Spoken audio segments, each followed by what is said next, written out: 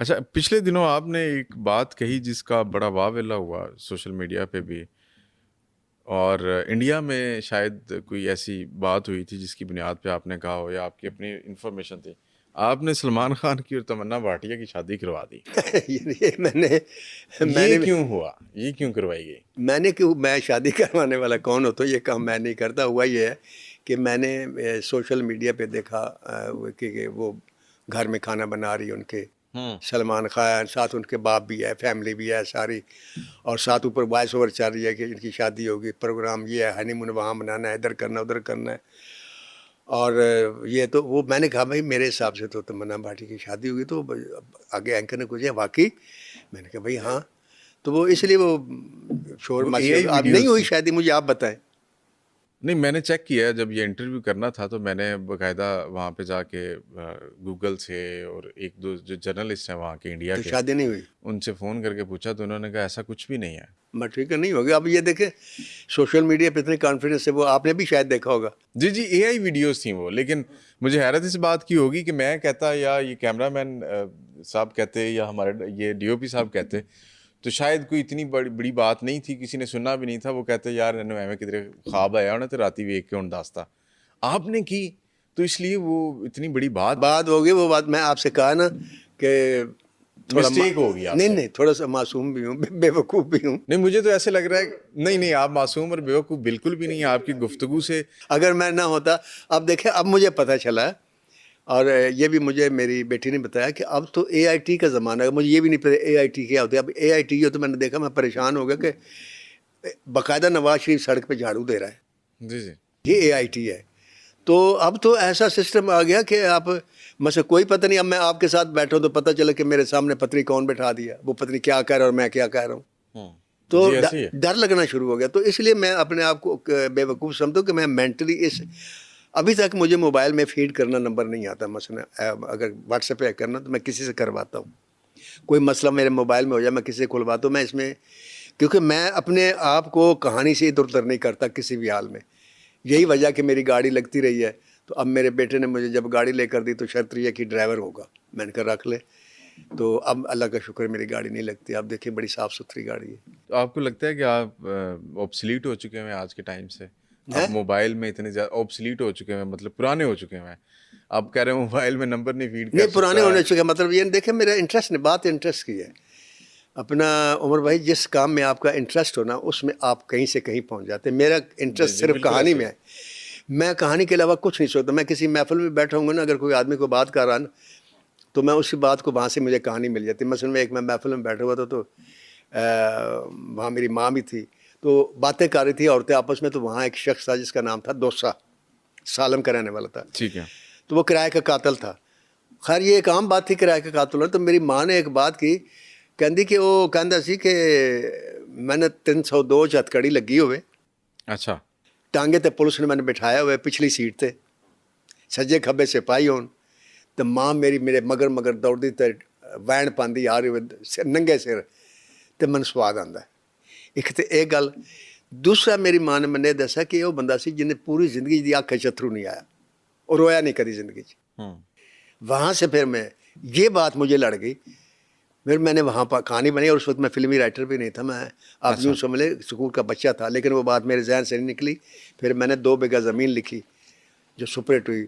وہ اس بات پر تھی، مصطفیٰ قریشی نے وہ رول کیا تھا کہ وہ آدمی ساری زندگی نہیں رو رہا. آخر میں پھر میں نے اس کو رلایا، دھاڑے مار مار کر رویا، اور پبلک نے کلیپ کی اس کے رونے پہ. چل جو اسکرپٹ ہوتا ہے ہمارے یہاں زیادہ تر اسکرپٹ، آپ کی جتنی بھی زیادہ موویز ہیں ان میں متعدد زیادہ تر پنجابی میں ہیں، اور اسکرپٹ میں جٹ گجر مار دیاں گا، لٹ کے لے جاؤں گا، چک کے لے جاؤں گا، اس سے آگے اسکرپٹ باہر نہیں نکلا. میں نے تو آپ سے خود پہلے تسلیم کیا جی کہ شروع میں بالکل آپ نے کیا، لیکن اب اچھا اس کی وجہ سر، اور یہ چلا بھی بہت چلا یہ. ٹھیک ہے. اور یہ کیوں چلا یہ بھی بات مجھے پتہ ہے. اصل میں بات یہ ہے کہ آپ اپنے ملک کے حالات دیکھ لیں. 73 میں پہلی فلم میں نے سائن کی تھی وحشی جٹ اور دشمنی پہ کی تھی. اچھا. جو 75 میں ریلیز ہوئی 8 اگست کو. تو میں نے دیکھا کہ پہلی دفعہ میں نے اس فلم میں تھانے دار کو کہلوایا تھا اوئے تھانے دار، ورنہ اس سے پہلے ہسٹری اٹھا کر دیکھ لے فلم کی. ہیرو خاص ادھیر ہو، یوسف خان ہو، اکمل ہو اور حبیب ہو، اعجاز درانی ہو، کوئی ہو، جب تھانے میں گیا نا، صاحب بہادر میرے نہ بڑی زیادتی ہوئی، صاحب بہادر اے ہوئے صاحب بہادر، اس کے علاوہ کوئی بات نہیں تھی. یہ صاحب بہادر لفظ جڑا سی یہ انگریز دور کا عنایت کردہ تھا. پہلی دفعہ وحشی جٹ میں نے یہ کلمایا تھا کہ تھاندار کچھ بات کرتا تو سلطان نے ایک دم ٹرن لکھا تھا، اوے تھانے دارا، حال نے اٹھ کر کلیپ تو آپ کی. کی پہلی مووی تھی وہ؟ یہ میری پہلی مووی تھی. اچھا اس میں نے محسوس کیا کیونکہ مجھے نفرت تھی پولیس سے، وہ اس کے پیچھے ایک اور داستان ہے جس وجہ سے تھی. میں نے دیکھا کہ میرے عوام کو اتنا کرسٹ ہو چکا ہے میرا آدمی، جو عام آدمی ہے، کہ اس کے اندر اتنے کتھارسس ہیں کہ وہ آپ سکرین پر دیکھتا ہے تو اپنے آپ کو ہیرو سمجھتا ہے. لہٰذا میں نے اس کتھارسس کو لے لیا اور اسی کو کرتا رہا. اور ہر فلم کی بنیاد جو تھی نا وہ ایک حدیث پاک تھی جو قدسی حدیث ہے. اچھا. کہ ظلم جہاں بھی دیکھو ہاتھ سے روکو، یہ سب سے مضبوط ایمان کی دلیل ہے، آپ نے بھی سنا ہوگا. جی. اور اگر ہاتھ سے نہیں روک سکتے زبان سے روکو، زبان سے بھی نہیں روک سکتے دل میں برا سمجھو. تو میں نے ہاتھ سے روکا اس ظلم کو اور پبلک نے کلیپ کیا. اور آج بھی لیجنڈ آف مولا جٹ میں آپ غور سے دیکھ لیں، ظلم کو ہی روکا گیا اور ہاتھ سے روکا گیا. اور آج بھی وہ ایسی شاہکار فلم سپر ہٹ ہوئی کہ ریکارڈ قائم کر دی. لیکن سر انڈیا میں دیکھیں تو ہم نے ایسی ایسی موویز ہیں جو سوشل ایشوز کے اوپر بنتی ہیں، انلائٹن کرتی ہیں.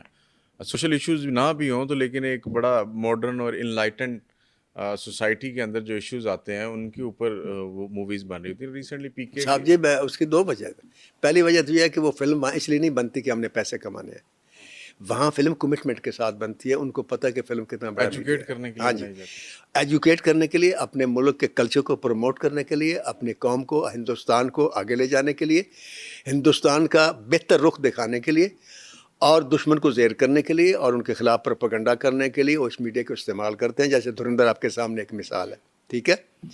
اور وہاں کا جو بچہ ہے، آپ کو پتہ ہے وہاں 90% ایجوکیشن ہے، اور وہاں ہر بچہ پڑھا لکھا، انگلش پڑھا ہوا سب کچھ. اور وہ فلم انڈسٹری میں آئے تو سارے پڑھے لکھے لوگ ہیں. اب ہماری انڈسٹری میں پڑھے لکھے لوگ آپ کو پتہ ہے اس سے پہلے کم تھے، اب آئے نا پڑھے لکھے لوگ.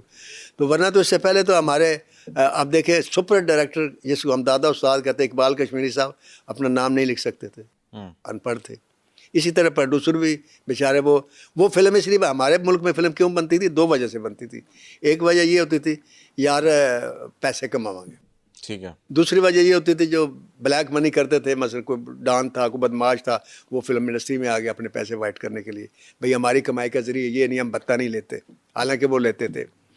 تو جب فلم کا مقصد بنانا کہ یہ ہو تو وہاں جو نئے آئیڈیاز آپ کی بات کرتے ہیں یہ تو تعمیری کام ہے نا. جب آپ اس کو سمجھیں گے، اب آ کے یہ نو بتائیے کہ اب آ کے مجھے کہا گیا کہ دھرندر کا جواب دینا ہے. اچھا. ہاں، اور میں لکھ رہا ہوں. تو اب لوگ سمجھ گئے کہ ہندوستان نے کیا کر رہا ہے، کہ اس نے پاکستان کو پوری دنیا میں جو مودی نہیں کر سکا نا وہ دھرندر نے کر دیا. لیکن دھرندر میں بہت ساری خامیاں ہیں، بہت سارے فلاز ہیں. جس طرح وہ ایک الگ بات ہے، لیکن جو ان کا مجموعی تاثر کہ پاکستان دہشت گردی کرواتا ہے اور اس میں ان کی سیاسی جماعتیں بھی شامل ہیں، اور یہ تو انہوں نے تاثر دے دیا نا. صحیح. تو اب جو ہے نا اب آپ دیکھیں گے اب جو فلمیں بنیں گی وہ میں تینوں نہیں چھڈاں گا تو فلاں اس پر نہیں ہوں گی. صحیح.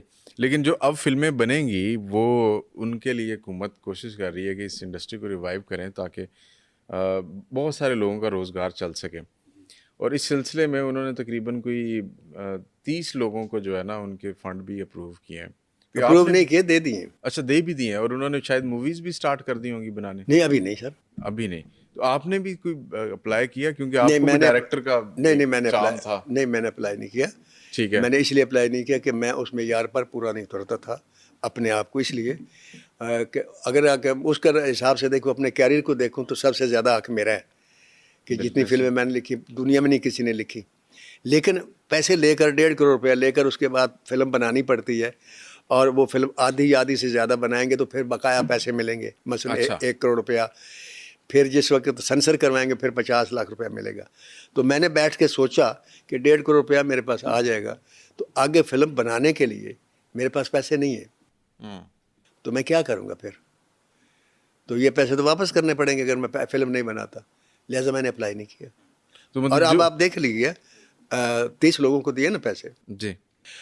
اب دیکھ لیا، اس بات کو بھی آپ کنٹروورسی کہہ سکتے ہیں، لیکن میرا ایک آئیڈیا ہے کہ 30 فلمیں شروع نہیں ہوں گی.